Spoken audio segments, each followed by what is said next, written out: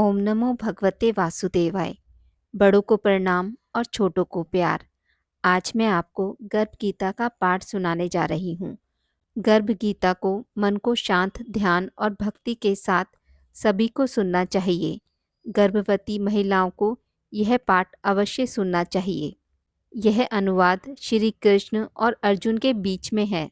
अर्जुन पूछते हैं, हे भगवान, कृपया कर बताइए कि जीव जब गर्भ में आता है तो वह किस पूर्व कर्म के कारण आता है। हे मधुसूदन, प्राणी जन्म के पूर्व गर्भवास का कष्ट भोगता है और जन्म लेते समय भी असहाय कष्ट पाता है। इसके उपरांत वह संसार में रहकर रोग पीड़ा भोगता है। उसे बुढ़ापा आता है, प्राणी की मृत्यु भी होती है। अस्तु प्रभु जी, कृपया यह बताएं कि वे कौन से कर्म हैं जो प्राणी को जन्म मरण से रहित बनाते हैं। भगवान श्री कृष्ण कहते हैं, हे अर्जुन, जन्म मरण का बंधन उन प्राणियों की नियति है जो संसार में लिप्त रहते हैं। ऐसे प्राणी संसार में अनुरक्त रहते हैं, अर्थात संसार के नश्वर पदार्थों से ही प्रेम करते हैं। वे सांसारिक वस्तुओं की कामना करते हैं। प्राणी संसार की माया पाने की चेष्टा तो करता है, परंतु मेरी भक्ति पर ध्यान नहीं देता। इसके कारण वह बारंबार अनेक योनियों में जाकर जरा मरण का दुख उठाता है। अर्जुन पूछते हैं, हे जनार्दन, सांसारिक माया मोह से मुक्ति तो बहुत कठिन है। माया चित्त हर लेती है। मन काम, क्रोध, लोभ, मोह और अहंकार रूपी विकार से घिरा मदमस्त हाथी है। तृष्णा रूपी शक्ति इसे प्रेरणा देती है। 5 विकारों में अहंकार प्रबल है, जो कि प्राणी को नरक में ले जाता है। हे हषिकेश, इस मदमस्त हाथी को कैसे वश में किया जाए? मन को भक्ति में लगाने हेतु क्या उपाय करना उचित है? भगवान श्री कृष्ण कहते हैं, हे धनंजय, जैसे मदमस्त हाथी को वश में करने के लिए अंकुश की आवश्यकता होती है, उसी प्रकार मन को वश में करने के लिए अभ्यास द्वारा ज्ञान प्राप्त करना आवश्यक होता है। भक्ति और ज्ञान बराबर अभ्यास करते रहने पर ही प्राप्त होते हैं। अर्जुन पूछते हैं, हे मधुसूदन, आपकी भक्ति के लिए कोई वन खंडों में जा रमते हैं और कोई वैरागी बनकर स्थान स्थान पर भ्रमण करते रहते हैं। हे प्रभु, कृपया कर बताएं कि आपकी भक्ति कैसे मिल सकती है। श्री कृष्ण भगवान कहते हैं, हे अर्जुन, मेरी खोज में वन वन भटकते सन्यासी अथवा स्थान स्थान पर जाने वाले वैरागी मुझे तब तक प्राप्त नहीं कर पाते जब तक उनके हृदय में मेरा निवास नहीं होता।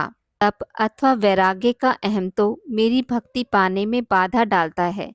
जटा धारण करने अथवा भस्म लगा वैरागी बनने मात्र से जीव मेरी कृपा का पात्र नहीं बन जाता। अहंकारी को तो मेरा दर्शन सुलभ ही नहीं होता। मैं शुद्ध हृदय वाले सतत अभ्यासी ऐसे जीव को मिलता हूँ जो काम, क्रोध, मोह, ममता और अहंकार से परे है।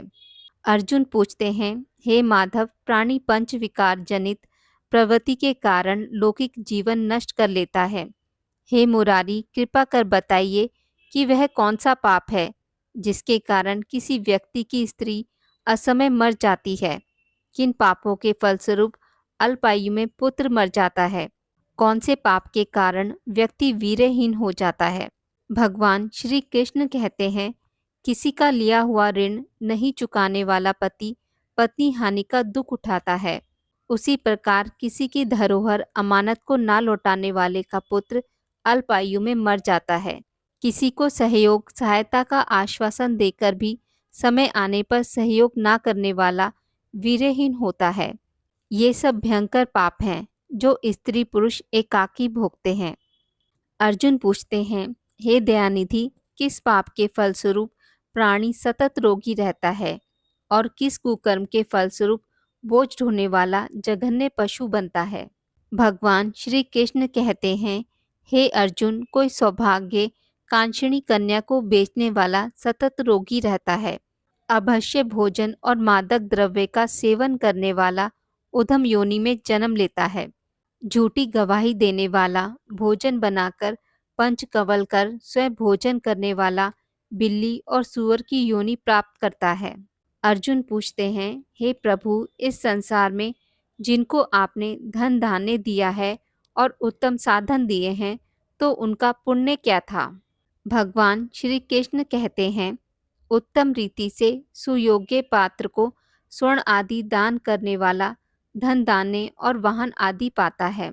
सत्य सनातन वैदिक रीति से सुयोग्य वर को विधि पूर्वक कन्या दान करने वाला उत्तम मानव योनि का अधिकारी बनता है। अर्जुन पूछते हैं, हे प्रभु, संसार में कोई तो स्वांग सुंदर है और कोई कुरूप है, सो श्रेष्ठ स्वास्थ्य और स्वरूपवान शरीर किन पुण्यों से मिलता है? भगवान श्री कृष्ण कहते हैं, हे कांते, पुरुष का रूप स्वरूप नहीं गुण महत्वपूर्ण है। फिर भी आकर्षक देह संत विद्वानों की सेवा एवं निरंतर ज्ञान की आकांक्षा के फलस्वरूप मिलती है। अर्जुन पूछते हैं, हे दयानिधि, प्राणी धन और सांसारिक सुखों से मोह क्यों रखता है? भगवान श्री कृष्ण कहते हैं, हे महाबाहु, अगर मेरी कृपा से प्राणी वंचित हो जाए तो धन दौलत और सांसारिक रूप आदि से प्रीति करने लगता है। यह सब नाशवान है। विवेकी साधक को इससे दूर रहना चाहिए। जो व्यक्ति सांसारिक व्यामोह से मुक्त हो काशी, हरिद्वार, अवंतिका, अयोध्या आदि पवित्र स्थानों के दर्शन और मेरी निष्काम भक्ति करता है, वह राजा जैसी संपन्नता और ज्ञान प्राप्त करता है। इसी प्रकार से विनम्र भाव से दान करने वाला, कामना रहित होकर दूसरों की सेवा करने वाला सदा अपनी आवश्यकता अनुसार धन पाता है। उसकी काया निरोगी रहती है। अर्जुन पूछते हैं, हे प्रभु, प्राणी में रक्त विकार, खंडवायु, अंधा अथवा पंगुता का कारण क्या है? बताने की कृपा करें। भगवान श्री कृष्ण कहते हैं, हे धनंजय, मेरी भक्ति से परे माया लिप्त नशे व्यसनों में रत रहने वाला क्रोधी, रक्त विकार, आलस्य में डूबे, दरिद्र, शील संयम रहित खंड वायु जैसे रोग से ग्रस्त होते हैं। पतिव्रत धर्म का उल्लंघन करने वाली स्त्री और संयम रहित पति में पांगुता, ज्योतिहीनता आती है। अर्जुन पूछते हैं, हे जगत गुरु, कृपया कर गुरु दीक्षा के विषय में भी कुछ बताइए। भगवान श्री कृष्ण कहते हैं, हे कांत्य, तुम धन्य हो और धन्य है तुम्हारी माता। तुम्हारा यह प्रश्न संसार के लिए कल्याणकारी है। हे पार्थ, संयमी और इंद्रियों को वश में करने वाला कोई सिद्ध पुरुष जो ईश भक्ति और परोपकार में लगा हो, गुरु रूप में धारण करे। अपने गुरु के मार्गदर्शन में मेरी आराधना कर व्यक्ति गुरु कृपा से मेरी भक्ति पाता है। ऐसे गुरु से विमुख प्राणी सप्तग्राम को मारने का पाप भोगता है। उसका मुख देखना भी पाप है। जैसे मदिरा भांड से सटा गंगा जल अशुद्ध हो जाता है, उसी प्रकार गुरुद्रोही गृहस्थ साधक की साधना निष्फल रहती है।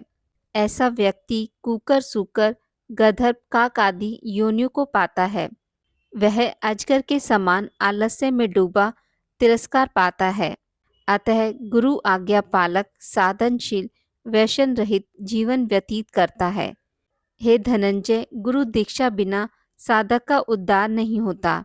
मेरी भक्ति की इच्छा करने वाले को गुरु धारण करना उत्तम है। जैसे नदियों में गंगा, व्रतों में एकादशी और जीवों में मनुष्य तन श्रेष्ठ है, उसी प्रकार साधक की सिद्धियों में गुरु कृपा श्रेष्ठ है।